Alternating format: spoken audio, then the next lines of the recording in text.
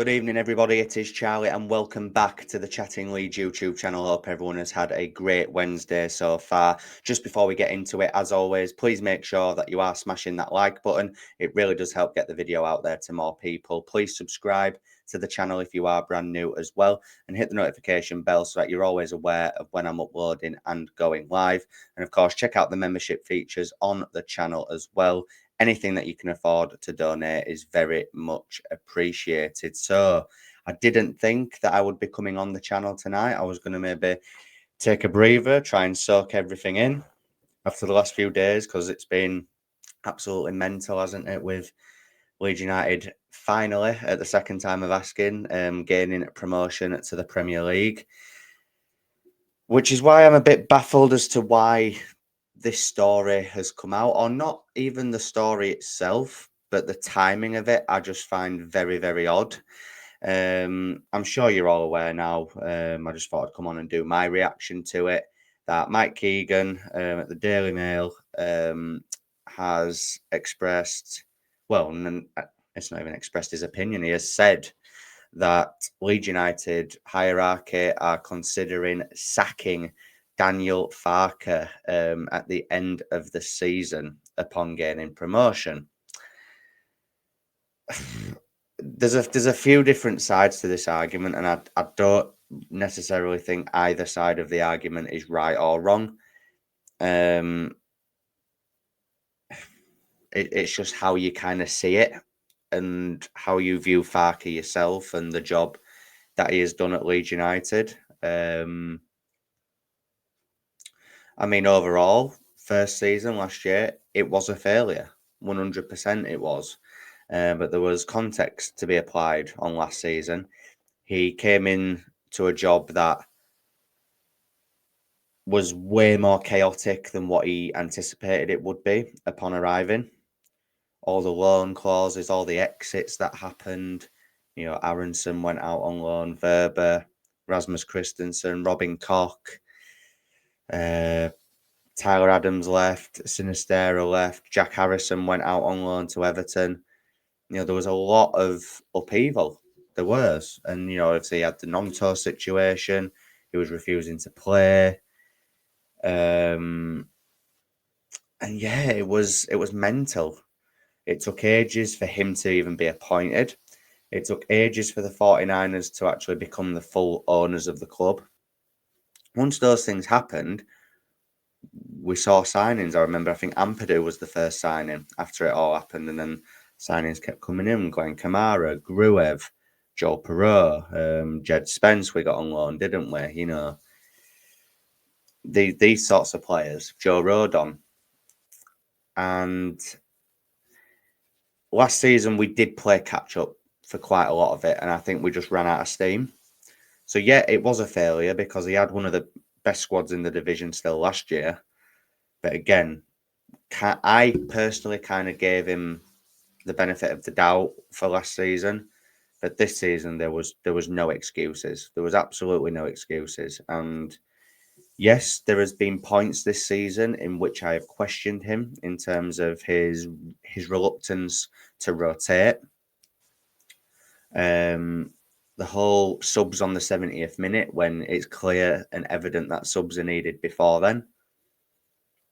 The treatment of certain players, the fact that he has kept Illan Meslier in the team up until, what was it, game week 38, 39, like way too late.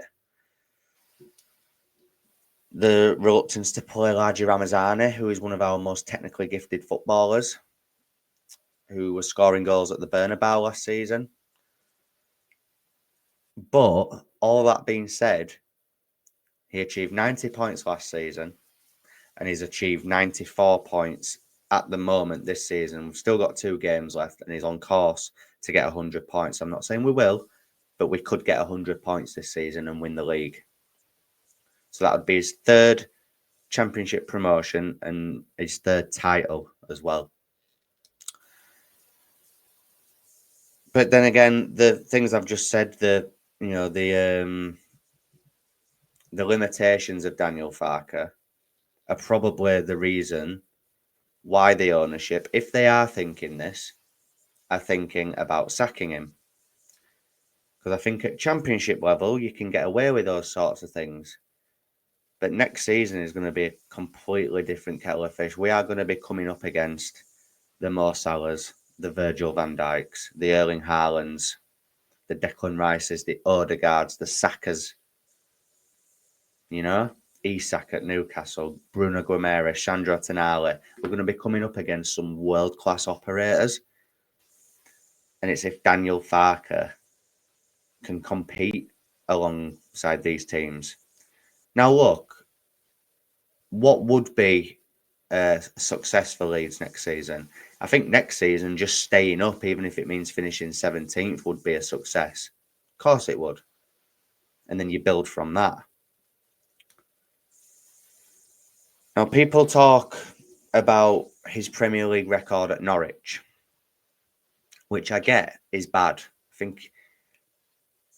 I think in total has he only won like 6 Premier League games or something like that as Norwich manager, something like that. So yeah, it isn't great, and he's had 2 relegations with Norwich as well, I believe, or one. Yeah, well, I think one definite, and did he maybe contribute to the other one, or was that the 3rd season he had in the Prem? I think he's had 2 relegations, correct me if I'm wrong, but 2 relegations from the Premier League with Norwich. So yeah, that would, the board looking at that will think, well, he can't do it in the Premier League, which I understand their thinking for that. I do. But context has got to be applied here.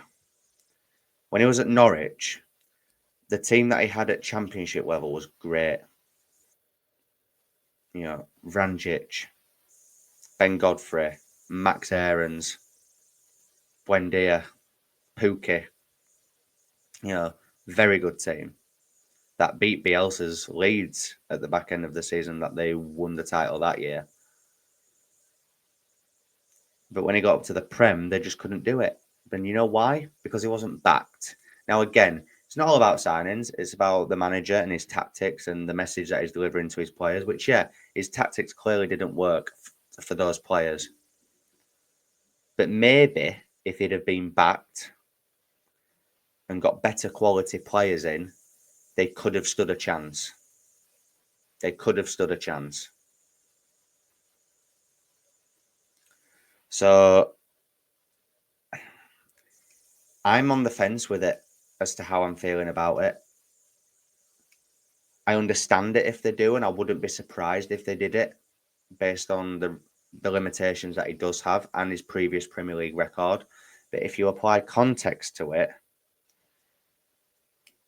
you know, personally, if I had to give an opinion right now,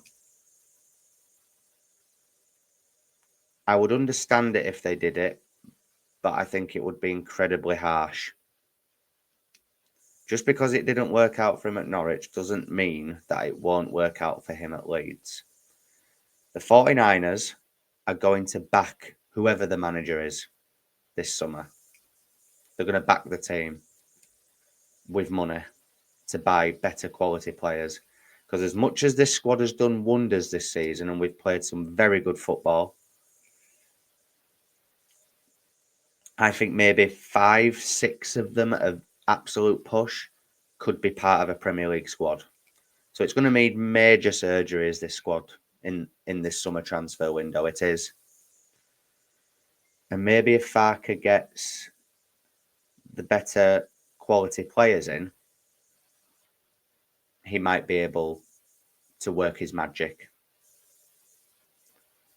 I think the timing of it is poor. We've just got promoted on Monday, and then this is coming out 2 days later, and we've still got 2 games left to try and go and win the title.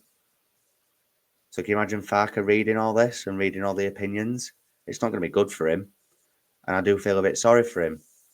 If this was a discussion happening in the summer after the season's over, you know, we can't really do anything about it. And obviously it depends who they think about getting in to replace him, but maybe he does deserve a crack at it. In fact, he probably does deserve a crack at it. But again, I understand it from their point of view. If they give him the chance and it doesn't work, then what? So it's 50-50, isn't it? It's a catch-22. What do you do? Leeds have been asked for comment on it, and they've refused to comment on it. So it must have some legs, this rumour. But like I say, whatever decision they make, you know, it'll be a bold statement if they do choose to do it. But let me know in the comment section, guys, what you're all thinking about this rumour. Would you like to see him get sacked? Do you think he deserves a crack at the Premier League? Let me know in the comment section down below. If you've enjoyed this video, please make sure that you are smashing that like button. Please subscribe to the channel if you are brand new and hit the notification bell. Get your comments in and check out the membership features on the channel. And as I say, guys, enjoy the rest of your day, and I will see you in a bit.